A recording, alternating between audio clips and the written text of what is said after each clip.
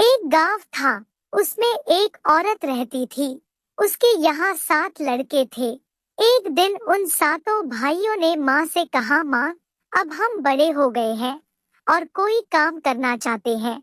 माँ ने कहा, ठीक है, यहीं पर रहकर कोई काम शुरू कर दो।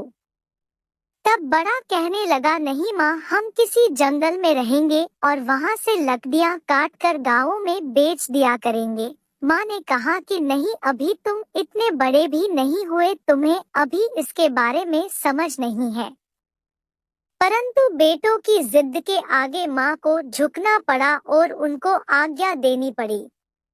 सातों भाई अपने गांव से निकल पड़े और दूसरे गांव से दूर जाकर किसी वन में रहने लगे।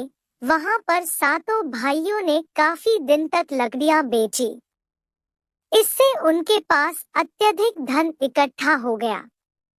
एक दिन सभी लकड़ियां काटते काटते उस स्थान पर पहुंचे जहां पर एक डायन रहती थी।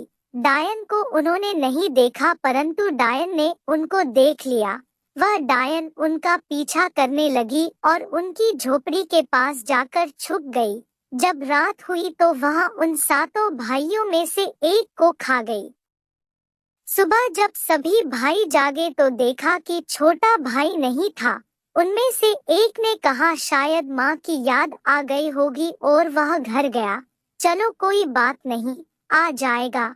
अब दूसरे दिन फिर वह डायन दूसरे को खा गई। इस प्रकार से लगातार 5 भाइयों को वह खा गई।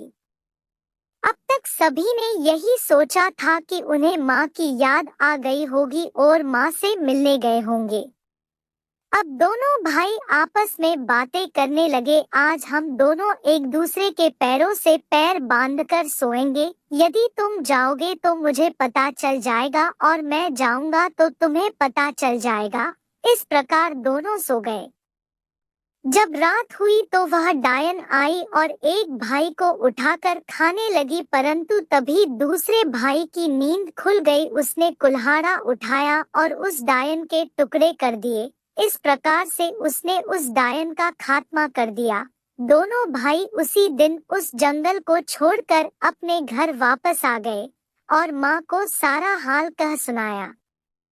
माँ को बड़ा दुख हुआ, परंतु दोनों भाइयों ने कहा, माँ, हम दो तो हैं, हम आपकी सेवा करेंगे और आपसे कभी दूर नहीं होंगे।